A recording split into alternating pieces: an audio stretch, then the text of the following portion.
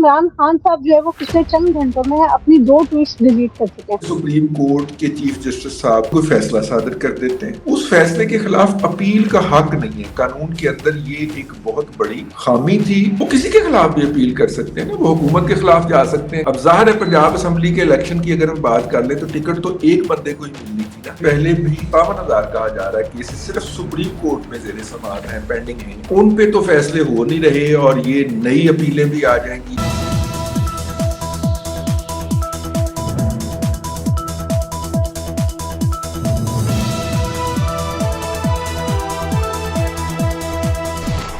السلام علیکم ناظرین، پروگرام بات سے بات کے ساتھ میں ہوں آپ کی میزبان عفیفہ را اور میرے ساتھ موجود ہیں ملک کے نام پر تجزیہ کار رضوان نبی صاحب۔ السلام علیکم سر۔ جی وعلیکم السلام عفیفہ، بہت بہت مبارک ہو۔ آپ ترکی میں ہیں اور کل رجب طیب اردوان جو ہیں وہ ترکی کا الیکشن جیت گئے ہیں، تو وہ اسٹرانگسٹ حکمران بن کے ابھرے ہیں۔ تو میں نے کہا کہ چلیں آپ کے وہاں پہ ایک سیاسی تبدیلی آئی ہے تو میری تو دعا ہے کہ اللہ کرے پاکستان میں بھی ایسی سیاسی تبدیلی آئے اور کوئی بہت مضبوط حکمران جو ہے وہ سامنے آئے، لیکن جب سے پاکستان بنا کوئی اتنا مضبوط حکمران ہمیں کہیں نظر تو نہیں آیا۔ لیکن اب آپ یہ بتائیں کہ یہاں پہ سیاسی ٹیمپریچر اتنا ہائی ہے لیکن اس کے باوجود اتنے امپورٹنٹ جو ہے وہ قانون پاس ہو رہے ہیں جن کی مستقبل میں جا کے اہمیت اور زیادہ بڑھ جائے گی۔ تو یہ جو اتوار کے روز صدر صاحب نے ایک قانون پاس کیا ہے سو موٹر سے ریلیٹڈ کہ اس میں اپیل کا حق دیا گیا ہے، آپ اس کو کس طرح سے دیکھتے ہیں؟ دیکھیے، اتوار کے روز 26 کی تاریخ ہے، اس میں تقریباً وہ جمعہ بنتا ہے۔ آج ہم 29 کے دن یہ بیٹھے ہوئے یہ پروگرام کر رہے ہیں، تو جمعے کے روز انہوں نے وہ قانون پاس کر دیا تھا۔ یہ اس قانون سے الگ ہے جو پہلے سپریم کورٹ نے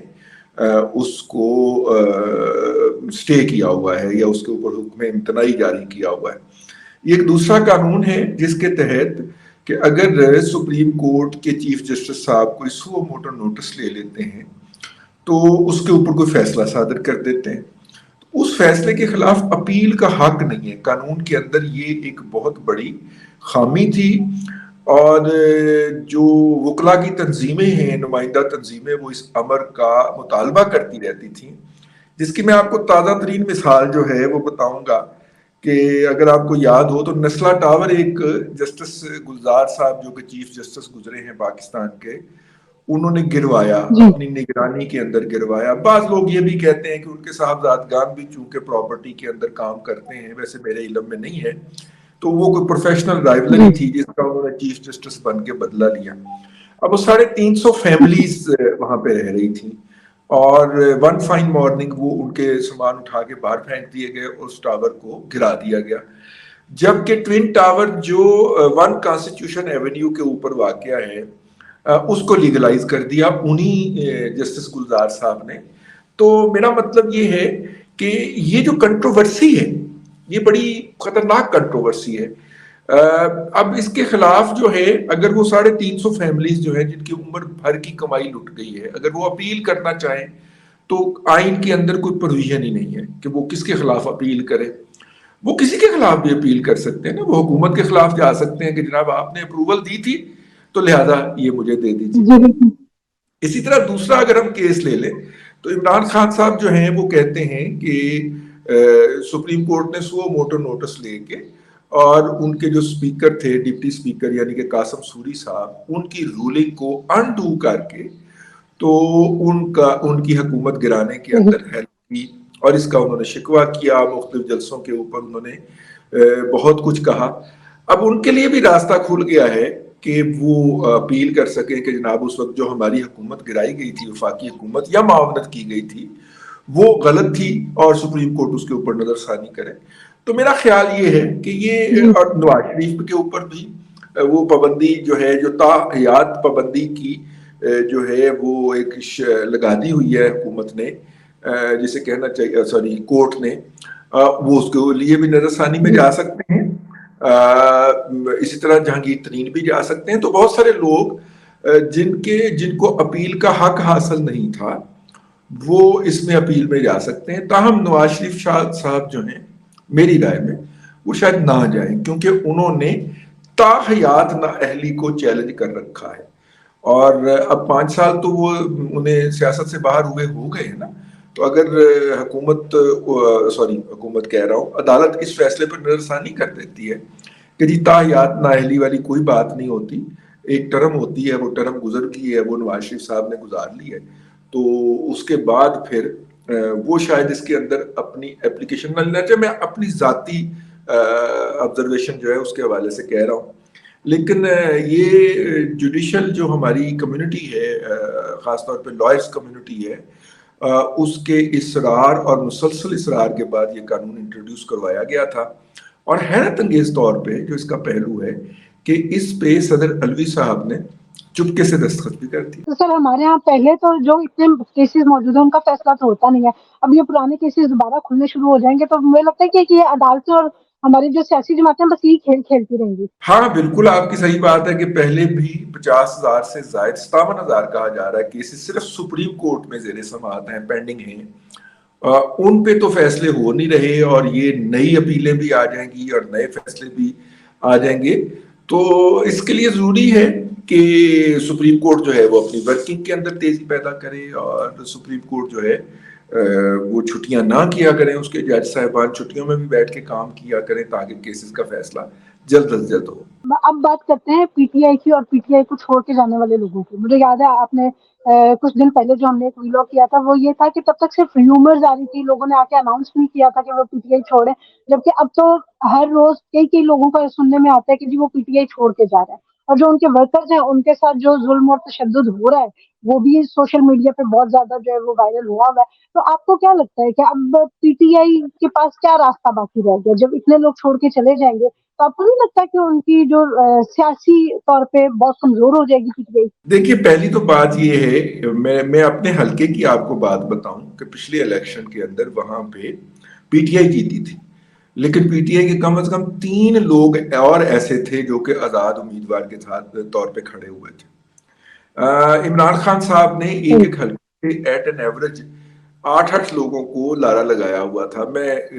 کہ جناب آپ کو ٹکٹ ملے گی، اور وہ سپینڈنگ کروا رہے تھے ان سے. اب ظاہر ہے پنجاب اسمبلی کے الیکشن کی اگر ہم بات کر لیں تو ٹکٹ تو ایک بندے کو ہی ملنی تھی نا، اور ایک کو ہی ملی، باقی 7 کدھر جائیں گے؟ تو باقیوں نے تو چھوڑ کے اپنا کوئی سیاسی مستقبل ڈھونڈنے جانا ہی تھا. تو ان میں سے بیشتر لوگ تو وہ ہیں، ایک بڑی اکثریت تقریباً 40-45% کے قریب وہ لوگ ہیں جن کو ٹکٹس نہیں ملے، اور انہوں نے پی ٹی آئی چھوڑ کے تو کہیں نہ کہیں جا کے اپنا سینگ سمانے تھے، کیونکہ انہوں نے الیکشن لڑنا ہے. بھئی بات یہ ہے کہ سیاستدان اگر کوئی الیکشن مس کر جائے تو اس کی سیاست ختم ہو جاتی ہے. تو انہوں نے کہیں نہ کہیں جا کے تو الیکشن لڑنا تھا، تو وہ دوسری پارٹیوں کے اندر جانا تھا. تو ان میں سے 40-45% تو وہ لوگ ہیں. اچھا پھر ان میں 15 سے 20% وہ لوگ ہیں جو کہ ریزرو سیٹوں پہ آئے تھے، جن کی کوئی نمائندہ حیثیت ہی نہیں ہوتی. ان کو پارٹی نامزد کرتی ہے، اور پارٹی سے نامزدگی لینے کے مختلف ہیلے ہو سکتے ہیں، اس کے اندر تعلقات ہوتے ہیں، پیسہ چلتا ہے، جو بھی ہے، لیکن ان کے پاس کانسٹیچوئنسیز نہیں ہوتی، ان کی نمائندہ حیثیت نہیں ہوتی. تو یہ تقریباً 65% ہو گئے پی ٹی آئی کے کو چھوڑنے کے حوالے سے پریس کانفرنسیں کرنے والے. تو باقی جو 35% کے قریب چھوڑنے والے ہیں، یہ اگر ہم کہیں تو یہ وہ جینوائن لوگ ہیں، لیکن یہ بھی وہ لوگ ہیں کہ جو سفری مطلب کہ موسمی پرندے ہیں، کہ ہر الیکشن سے پہلے فصلی بٹیرے، بالکل ہر الیکشن سے پہلے یہ پارٹی بدلتے ہیں یا یہ دیکھتے ہیں کہ ہوا کس پارٹی کی چل رہی ہے. آپ اگر ان لوگوں کا یہ جو 35% میں نے باقی کہے ہیں ان کا ٹریک ریکارڈ اٹھا کے دیکھیں، کبھی یہ پی ایم ایل کیو میں ہوتے ہیں، کبھی پیپلز پارٹی میں ہوتے ہیں، پھر پی ایم ایل کیو میں ہوتے ہیں، پھر واپس پی ایم ایل این میں آ جاتے ہیں، پی ایم ایل این سے پی ٹی آئی میں آ جاتے ہیں. تو یہ ہر الیکشن سے پہلے اپنی اڑان بھرتے ہیں اور اپنی پولیٹیکل پوزیشن کو ری ارینج کرتے ہیں. تو اگر ہم دیکھیں کہ ہارڈ کور جو پی ٹی آئی کا ہے وہ ان کے ساتھ کھڑا ہوا ہے، مطلب شبلی فراز جو ہیں وہ ان کے ساتھ کھڑے ہیں، اعجاز چودھری جو ہے وہ جیل میں ہیں، وہ ان کے ساتھ کھڑے ہیں. لیکن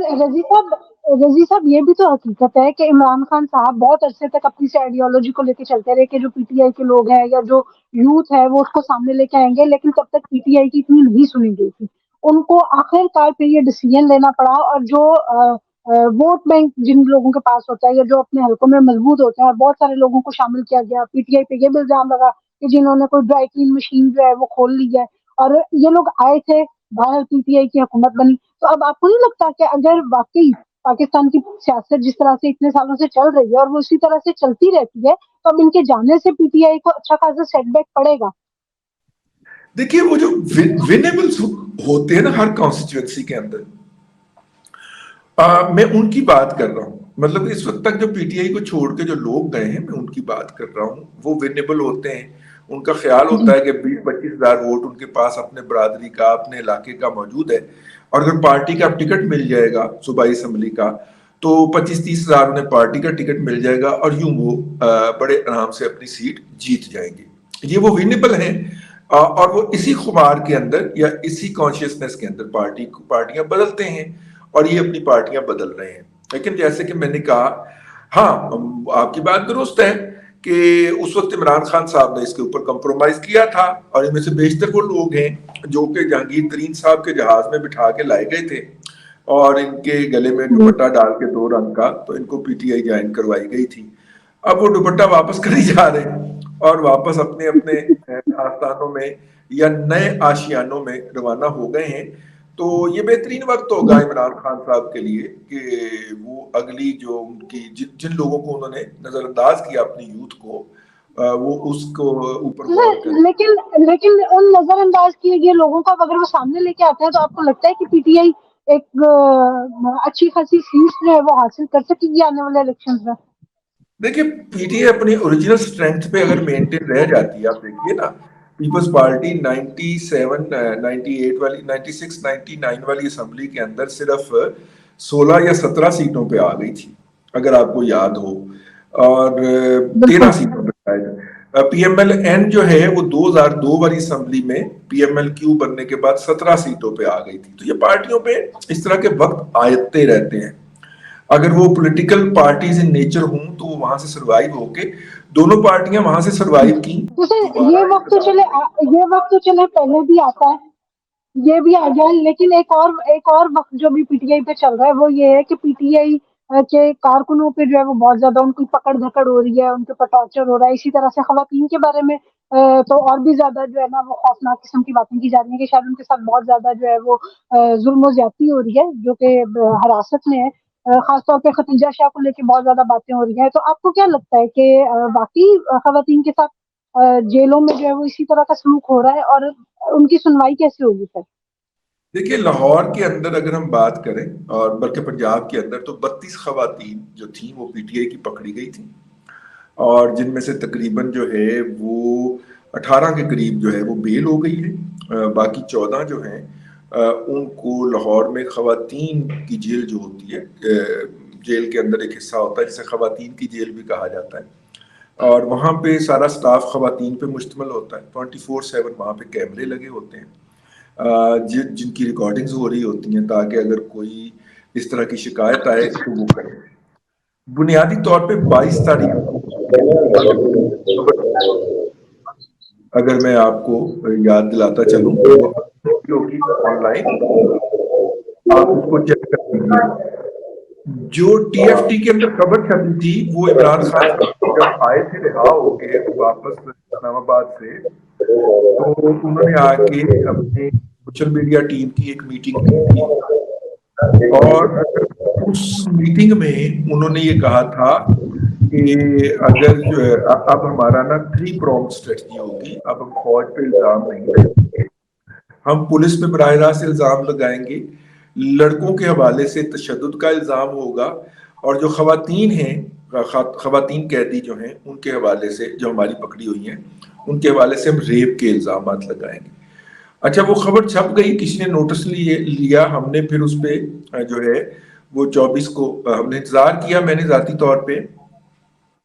कि शायद इसकी कोई तरदीद आ जाए पीटीआई की तरफ से, लेकिन नहीं आई। तो फिर 24 को हमने इस पर व्लॉग भी कर दिया,